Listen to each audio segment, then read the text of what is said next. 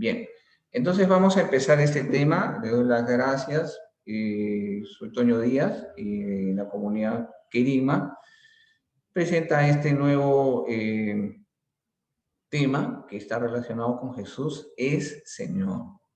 ¿Ya? Pero antes de eso vamos a hacer una pequeña repaso de lo que hemos estado viendo en este seminario de Vida del Espíritu. Como tal, vamos a recordar, a ver, el primero es Juan 3:16. ¿Quién se acuerda qué dice en Juan 3:16? Sin buscar, sin plagio, ¿eh? No vale la Biblia en estos momentos. ¿Quién se acuerda? El primero abre su micrófono y lo dice con fuerte voz. Tanto amó Dios al mundo que envió a su único Hijo, para que todo aquel que crea en Él tenga vida eterna. Excelente, excelente. Tanto amó Dios al mundo que envió a su Hijo único para que todo que crea en Él tenga vida, ¿no? Y no es una vida cualquiera, sino es una vida eterna, es una vida plena, ¿no? Después tenemos de la segundo tema, Romanos 6:23. ¿Se acuerdan qué decía Romanos 6:23? Con respecto a lo que nos obstruye. Primero hemos descubierto que el amor de Dios es un amor grande y es un amor único. Pero en Romanos 6:23 nos dice que hay algo hay un muro que tapa ese amor. ¿Cuál es? El pecado. El pecado. ¿Y el precio del pecado cuál es? ¿O el salario del pecado cuál es? La muerte. La muerte, muy bien. Entonces Romanos 6:23 dice, porque el salario del pecado es la muerte, mientras que el don gratuito de Dios es la vida eterna, ¿no? Entonces Cristo, Jesús, es nuestro Señor, es el que nos libera y es el que nos da la gracia de su amor, ¿no? Nos libera del pecado. Romanos 10:9. ¿Qué dice Romanos 10:9? Estuvimos viendo de que primero el amor de Dios es trascendental para nuestras vidas, que tenemos un muro, según Romanos 6:23, un muro que no nos permite experimentar ese amor. Pero aparte de eso, también vimos que hay alguien que trajo una buena noticia. En Romanos 10:9, ¿qué dice? Que dice que porque si confiesas con tu boca que Jesús es el Señor y crees con tu corazón que Dios lo resucitó, entre los muertos serás salvo. Muy bien, entonces la salvación, ¿no es cierto? Porque si confiesas con tu boca que Jesús es el Señor y crees con tu corazón que Dios lo resucitó de entre los muertos, serás salvado, serás salvo, ¿no? Bien, y ahora, ¿qué nos toca ver? Hay un texto bíblico en Romanos 12:28-34. ¿Quién puede leerlo, por favor?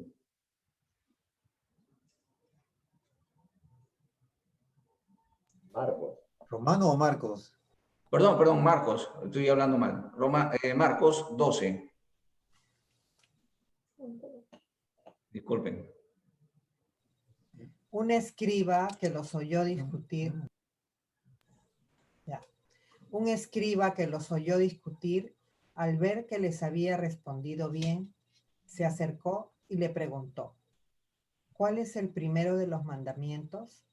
Jesús respondió, el primero es, escucha Israel, el Señor, nuestro Dios, es el único Señor, y tú amarás al Señor, tu Dios, con todo tu corazón y con toda tu alma, con todo tu espíritu y con todas tus fuerzas.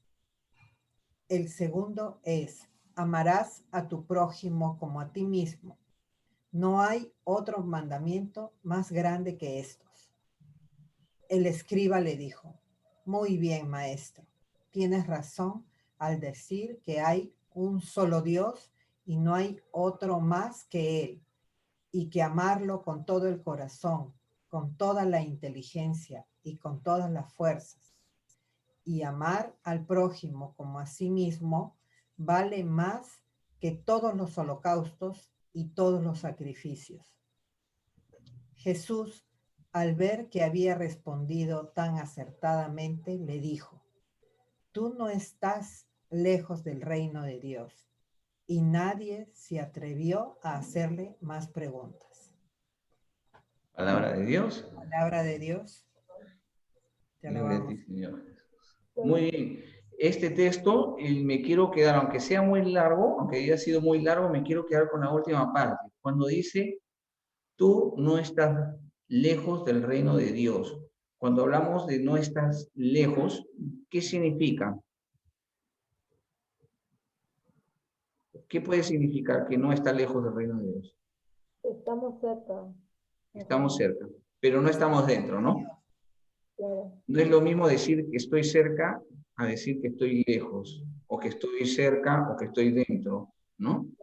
Entonces, esta es un momento para poder reflexionar. No estamos lejos del reino de Dios, ¿no? Y si no estamos dentro, nuestra invitación esta noche es estar dentro del reino de Dios. Yo quiero contarte algo de mi vida, ¿no? Desde que tengo uso de razón, he tenido problemas en la vista.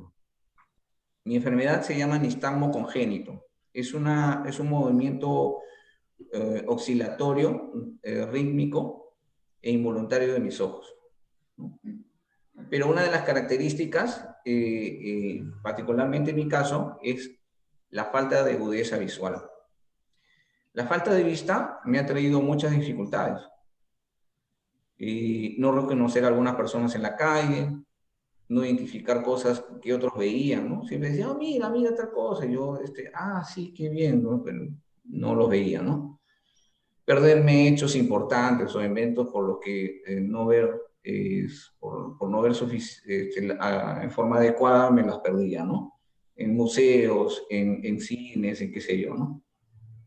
Se me dificultaba, por ejemplo, leer los subtítulos, por ejemplo, ¿no? En el colegio la historia no fue tan distinta. Recibí muchas bromas de compañeros. En realidad me fui acostumbrando a ello, pues me decían ciego, me decían esto, el otro, ¿no? Hasta una profesora no era quizás con una buena intención, ¿no? Me dijo, porque a veces me olvidaba de los lentes, no me gustaba utilizar lentes, nunca me gustó utilizar lentes. Me gastaba quizás con buena intención, como digo, la broma de que me iba a comprar un perrito, ¿no? Para cuando pierda la vista, ¿no? Tenía tanta dificultad para ver la pizarra que inclusive, a pesar de que me sentaba en la primera fila, tenía que quedarme con largo rato tratando de identificar, ¿no? Me hacía chinito como se hace, ¿no? Pero a veces tenía que esperar a otros compañeros para poder yo copiar lo que ellos habían escrito de la pizarra, ¿no? Lo curioso es que, como ya les comenté anteriormente, desde pequeño me acostumbré a ir a jornadas de oración, ¿no? Y en algunas ocasiones habían oraciones de sanación. Yo siempre le pedía al Señor, Señor, por favor, que me pueda sanar mi vista, sana mi vista, ¿no? Todos decían, obviamente por los que querían ser sanados y hacían oración y todo, y yo siempre decía, no quiero tener una vista 20/20 para mantener, para estar bien, ¿no? Y cerraba mis ojitos, ¿no? Me cerraba mis ojos, y recuerdo que trataba de mantenerlo lo más tiempo posible cerrado, ¿no?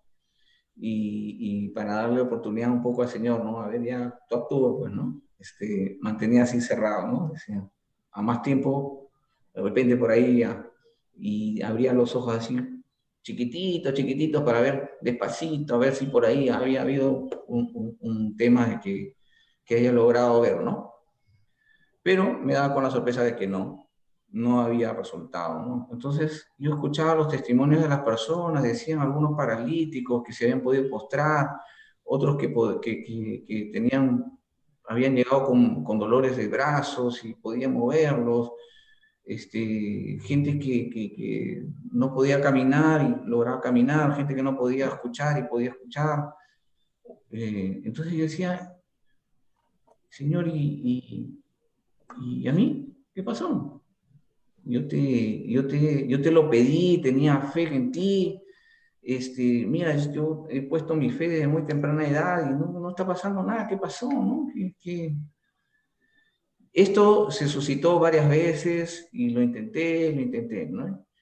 La verdad, nunca me supe explicar por qué el Señor no me hizo el milagro, pero me decía a mí mismo, si yo tengo confianza en ti, Señor, y has permitido que hasta este momento tenga los logros que he alcanzado, es simplemente porque tú lo has querido así.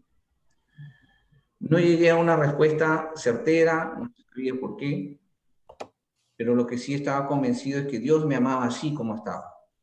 Para dar testimonio que a pesar de las limitaciones, he terminado mi universidad, he terminado mis especialidades, sigo estudiando, que a pesar de todo me esfuerzo, sigo trabajando en una carrera que demanda bastante desgaste visual y a pesar de eso he logrado seguir adelante. Y esto no lo digo un poco para hacerme ejemplo de nada, sino para ver este tema que quiero transmitirles en esta noche. Ciertamente podemos estar convencidos en que Dios ha venido para instaurar su reino, ¿no? Dice, para que venga su reino a cada uno de nosotros. Y es creer en Jesús, que es mi Salvador. Estar convencidos de que hemos tomado una buena decisión al seguir a Cristo, pero no basta con tomar la decisión, que podría implicar un acto intelectual. Por ejemplo, en el caso de Pablo estaba convencido de que seguir a los cristianos, o a los que llamaban los cristianos, era lo mejor, porque él tenía solamente un aprendizaje de cabeza, pero no había sentido a Jesús en su vida, no había conocido a Jesús, hasta que fue tumbado de un caballo.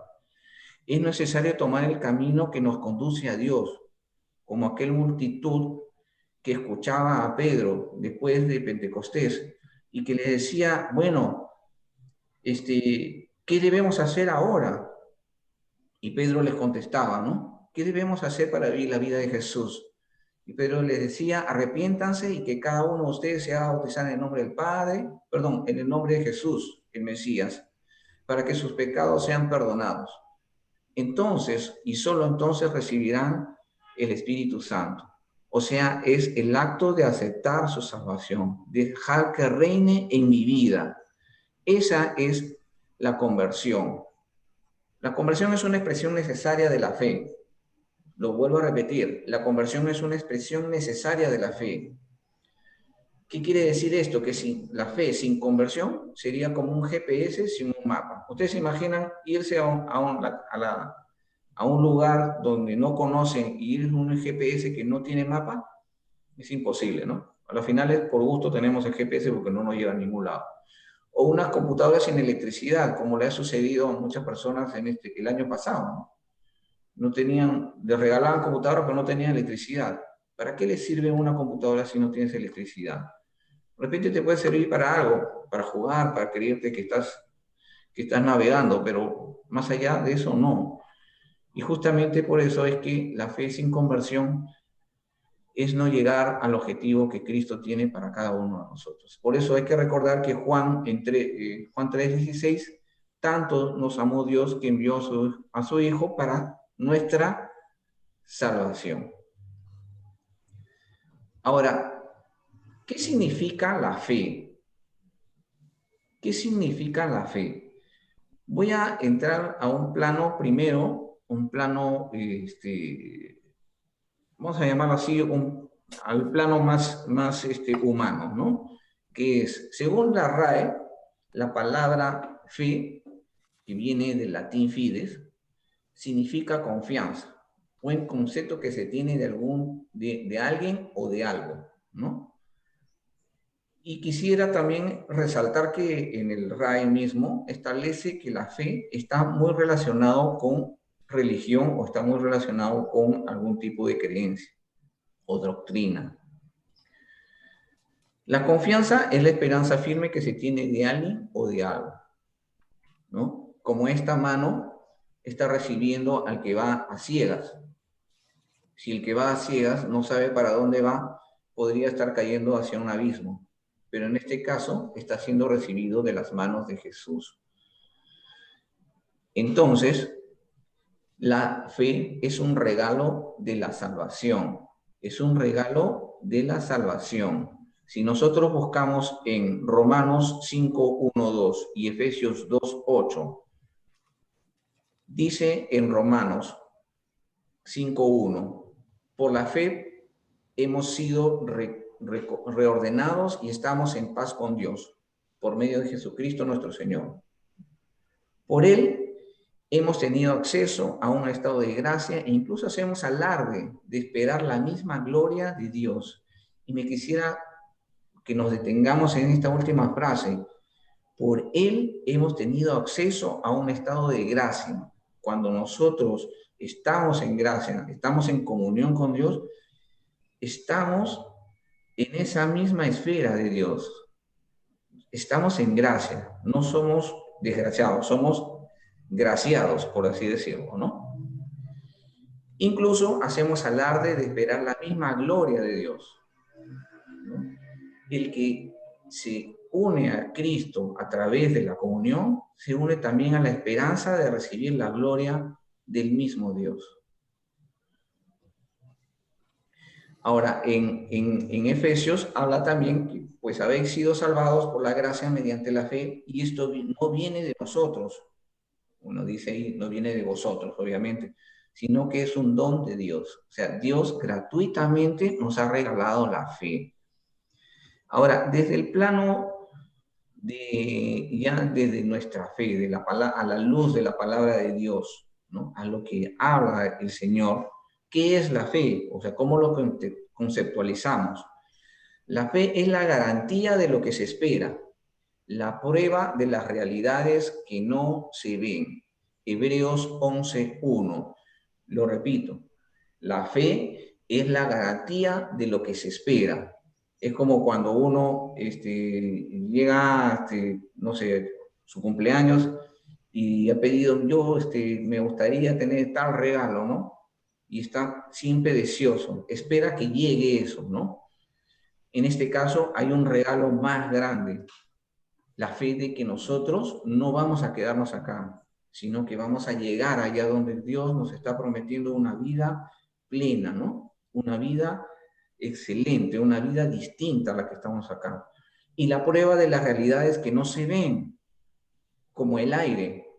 No vemos el aire, no podemos tomar el aire. Bueno, si ahora ha habido casos de gente que ha tenido que utilizar balones de oxígeno y van a decir, sí, pero ahí está chapado el aire, pero no es ese mismo aire que es asistido, es el aire que estamos respirando nosotros libremente y que cuando llegamos a casa nos sacamos la mascarilla y podemos respirar libremente. Esa gracia, y yo no sé, pero en mi caso sí valoro tanto el que ahora podamos respirar libremente en nuestras casas, porque cuando salimos a la calle tenemos que estar tapados y no respiramos el mismo aire que es el respirar en nuestras casas, ¿no?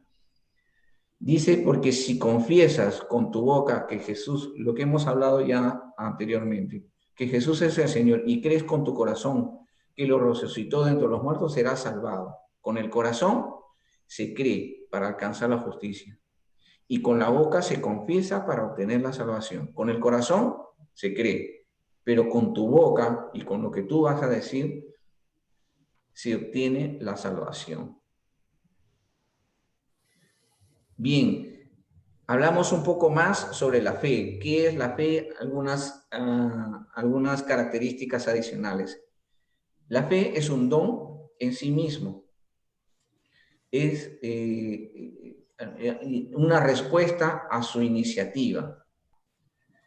Es decir, sí, te creo, sí, te creo, y acepto al 100% que tú enviaste a Jesús a este mundo para salvarme. Esa es la fe. Por eso es un don. Porque si tú crees que Él ha venido aquí, que Dios ha mandado a Jesús para que tú creas y seas salvado, estás ya teniendo ese don maravilloso de la fe. La fe también es la confianza, la dependencia y obediencia a Jesús Salvador, muerto resucitado, que es único mediador entre Dios y los hombres. La fe también es la certeza de que Dios va a actuar conforme a la promesa de Cristo. Es la certeza de que Dios va a actuar en nuestras vidas, a pesar de que estamos en las dificultades, ¿no? A pesar de que estamos en momentos complicados, a pesar de que estamos en momentos alegres o en momentos exitosos.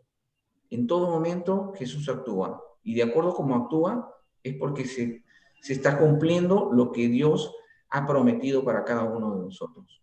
La fe es creer en algo, perdón, la fe no es creer en algo, no es como cuando yo abro el horóscopo y, ya, hoy día me va a ir bien, ese es mi fe.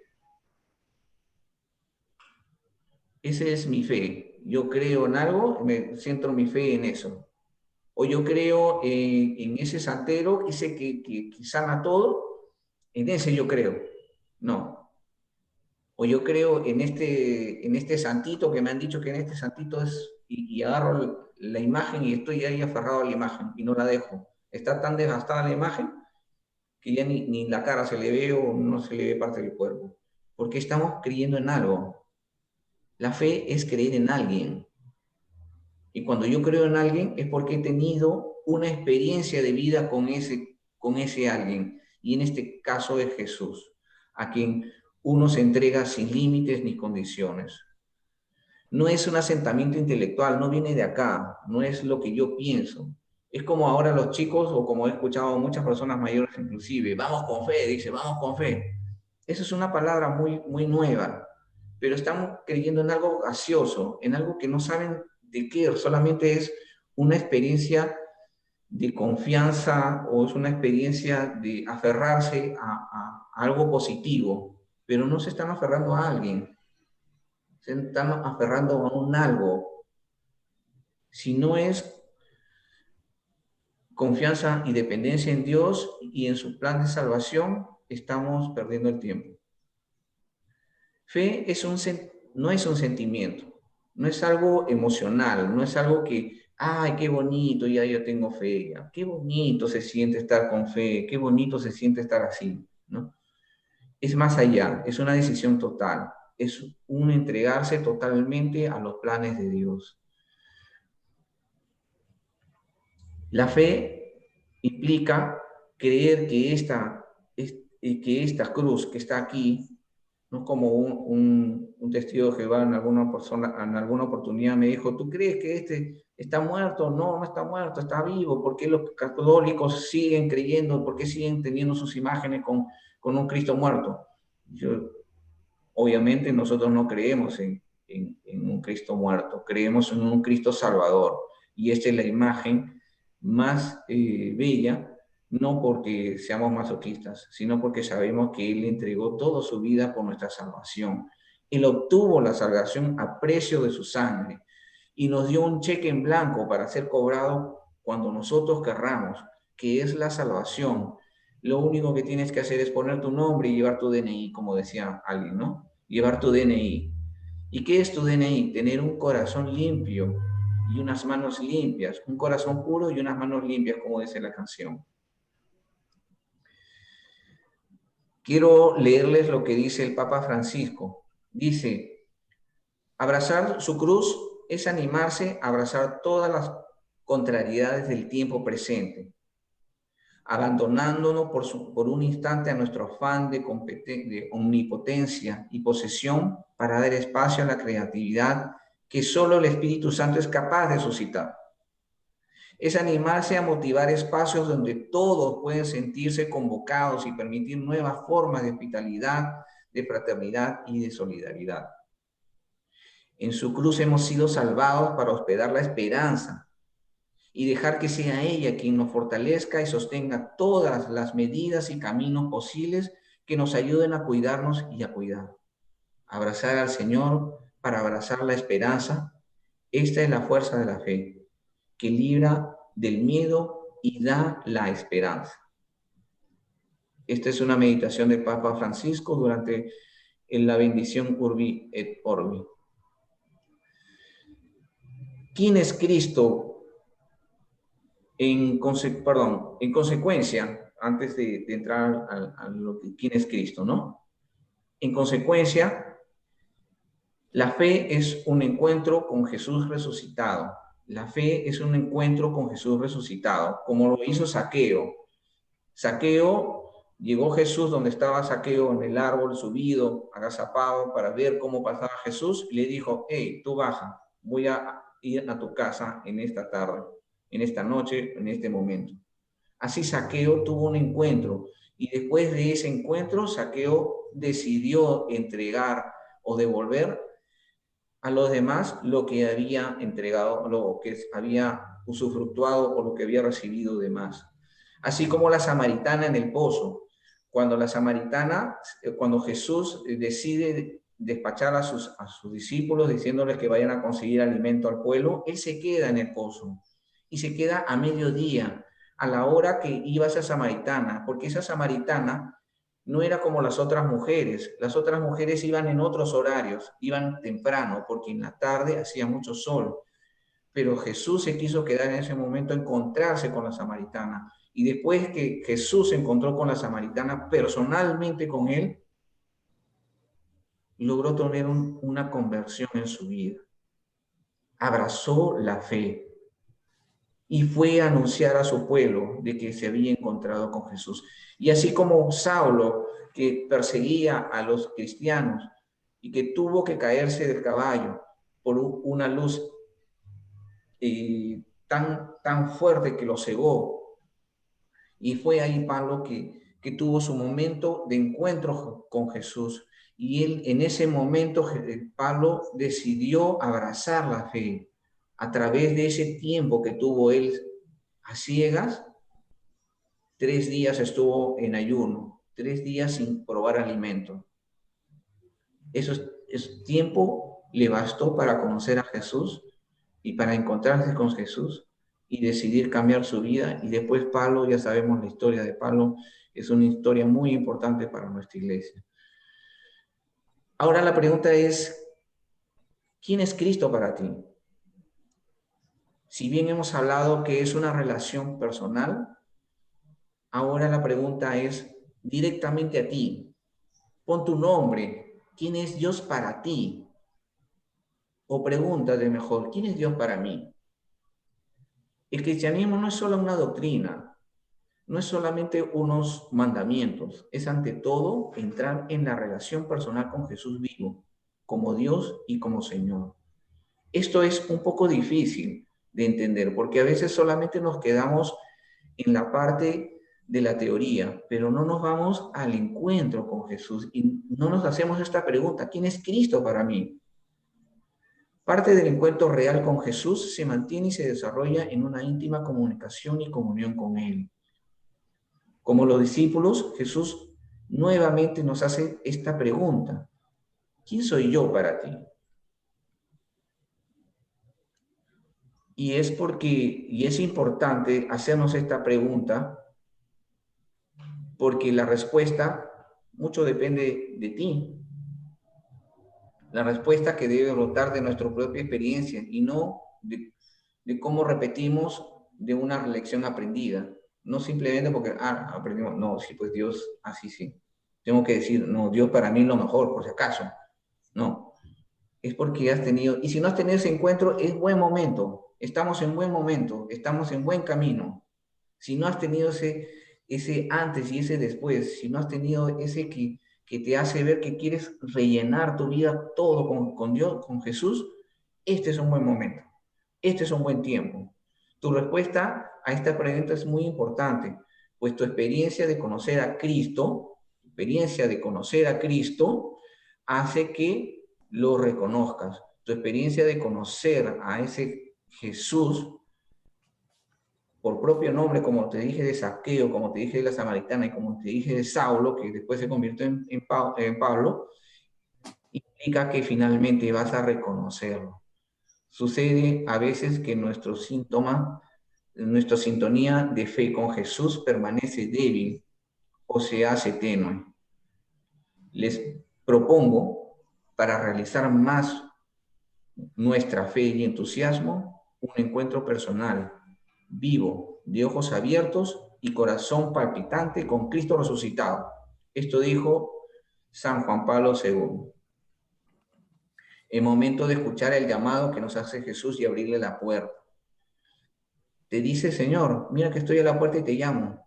Si tú abres, yo entraré a tu casa y cenaré contigo. La fe es una decisión que implica darle a Dios la rienda de tu vida. Y para eso es muy importante la oración. Dice Papa Francisco, la oración es la llave que abre la puerta de la fe. No tengamos la llave en el bolsillo y la puerta cerrada. Y la fe no hace que las cosas sean más fáciles. Lo vuelvo a repetir. La fe no hace que las cosas sean más fáciles, sino hace que las cosas sean posibles. Lucas 1:37. Aceptar su salvación. Ahora hablemos de conversión. Como les dije, fe y conversión están íntimamente relacionados. ¿Se acuerdan lo que dije del GPS? Si no tiene el GPS, no tiene mapas, no tienes a dónde llegar.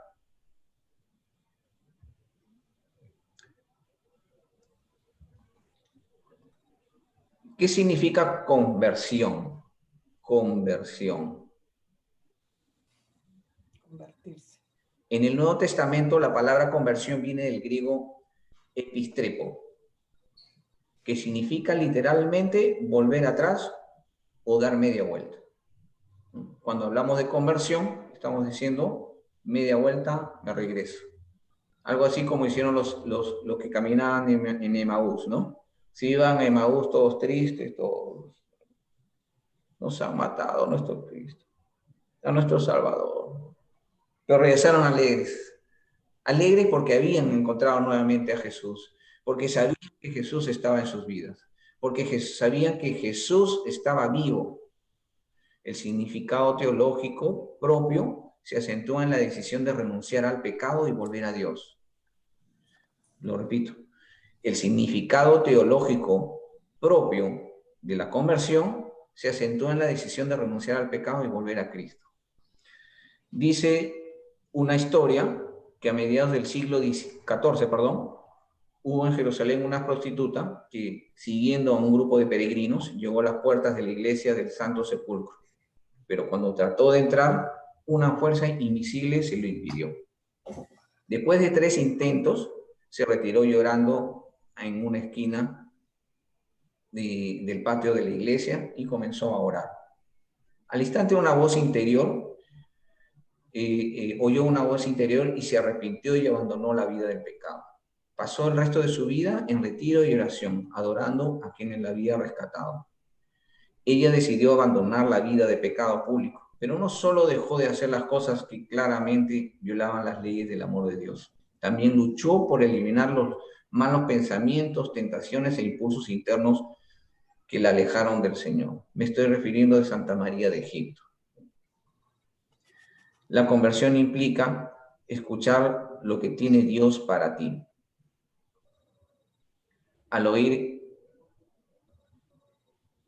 estas cosas, todos se conmovieron profundamente y dijeron a Pedro, ¿no? Ya lo hemos escuchado, lo de Hechos de los Apóstoles, y todos decidieron convertirse. Como en Hechos 9, en el capítulo 9, Saulo pasó un proceso que ya lo hemos explicado, pero vamos a ver cuáles son los pasos que siguió Saulo.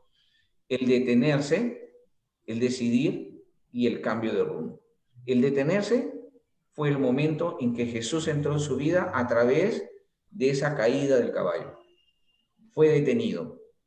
Detenido porque sabía que Saulo era una persona importante, era una persona que conocía de la palabra, de la Biblia, en ese momento de la Biblia que había, de los textos bíblicos que habían disponibles en ese momento, ¿no? Y se detuvo. Y estuvo, como les dije, 3 días en ayuno. Y eso implicó un tiempo de decidir. No fue así automático. Él tuvo un tiempo de entender lo que estaba pasando.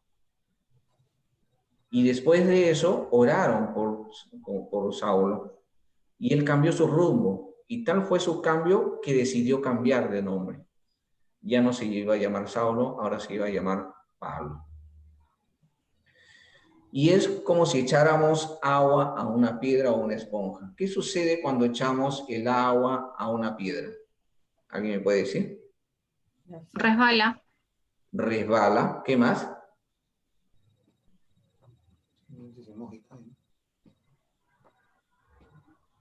¿Qué más sucede con la piedra cuando le echamos agua? No Se es- moja por fuera. Se moja por fuera. Muy bien. Y en el caso de la esponja, Absorbe todo. absorbe todo. Muy bien. Entonces, esta es la diferencia entre un simple enunciado y una acción de conversión, un constante convertirse. Es como la esponja. La conversión es como la esponja. Debemos absorber todo. De repente no se hará todo en una sola vez, porque el proceso de conversión son todos los días. Pero tu decisión de esa conversión tiene que ser un punto de quiebre, de a partir de ahora hacia adelante, no como la piedra, que solamente lo de afuerita, me mojo lo de afuera, lo que me conviene, así como los sepulcros blanqueados, ¿no?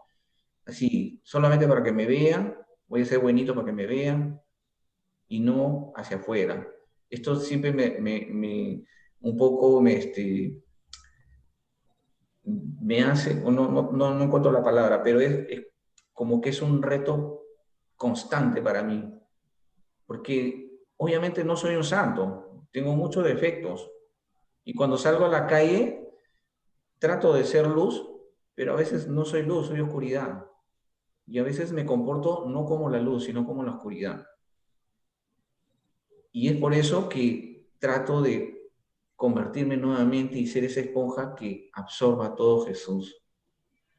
Y vamos a ver en la historia también que tanto Pedro como Pablo, que son los que normalmente aparecen en los textos, y todos los discípulos en general, no significa que ellos no dejaron de tener un carácter fuerte, ¿no? De hecho, Pedro y Pablo tuvieron momentos de discusión de fuertes entredichos entre ellos, pero sin embargo tenían una fuerte convicción de una conversión, de que ya no podían hacer lo mismo, que ya no podía ser su vida igual. Y eso implica que dejes al Señor reinar en tu vida. ¿Quién está? Bueno, no sé si la conocerán. A ver, ¿quién es o qué representa? El de Inglaterra. ¿Cómo? La reina Chabela. La reina Chabela, muy bien. Chabelita. ¿Y qué hace una reina? ¿O qué hace un rey? ¿Qué función tiene un rey?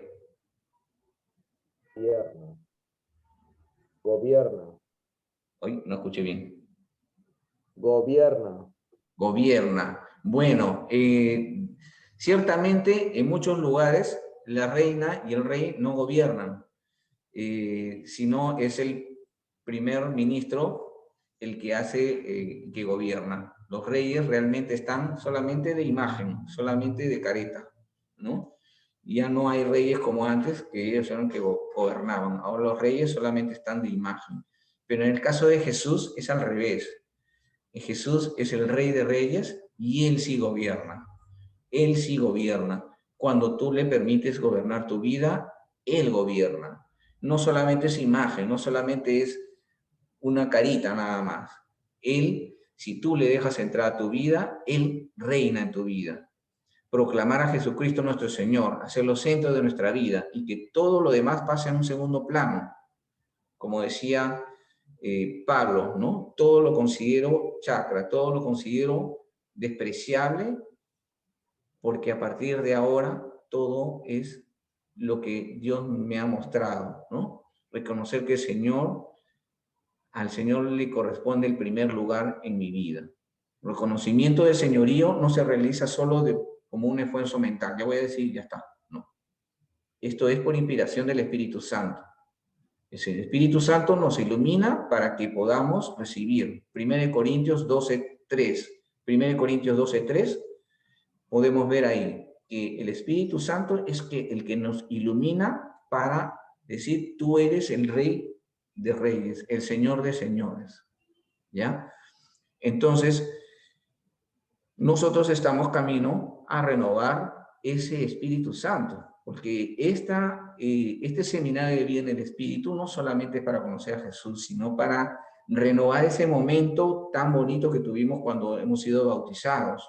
Vamos a hacer que ese Espíritu Santo que estaba dormido por nosotros, vamos a reavivarlo, ¿no? Vamos a hacer que reaccione en nuestras vidas, ¿no? Eso va a ser hacia casi al final de nuestro seminario, ¿no es cierto? Entonces, es darle a Jesús el protagonismo, ¿no?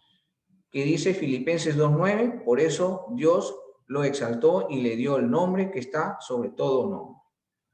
Y Hechos 2:36 dice, por eso todo el pueblo de Israel debe reconocer que a Jesús, que ustedes crucificaron, Dios los ha hecho Señor y Mesías, ¿no? O sea, lo ha hecho el Rey. Y ciertamente en los evangelios se repite Señor, reafirmando su señorío 123 veces en los evangelios. Ahora, la pregunta es, y me gustaría que por favor se acuerden de estos 3 pasos. ¿Cómo reconozco o cómo a Jesús es Señor de mi vida? El Señor, a través de estos 3 pasos. Reconozco como Salvador y Señor. Creo con el corazón. 2, lo invito a que sea el Señor de mi vida. Confieso con mi boca, ¿no? Porque una cosa es pensar y otra cosa es proclamarlo, ¿no? Es como no es lo mismo yo decir me gusta tal persona y otra cosa es decirle hoy me gustas y es muy distinto, ¿no? Y me consagro, o sea, me rindo a cada área de mi vida para que tú, Señor, tomes cada área de mi vida. Entonces son 3 pasos: reconocer, invitarlo y consagrarlo. Esto lo vamos a practicar en una oración que vamos a hacer en un momento. Entonces les voy a pedir en un momento en que nosotros a través de estas 3 pasos vamos a hacer nuestra proclamación, ¿ya? Nosotros vamos a hacer a Jesús el Rey de nuestras vidas. Les voy a invitar a que proclamemos. ¿Es Jesús el Rey de tu vida? ¿Y quieres que lo sea? Filipenses 2:10-11 dice, para que ante el nombre de Jesús toda rodilla se doble en el cielo y en la tierra y entre los muertos, y toda lengua proclame que Cristo es el Señor de tu vida.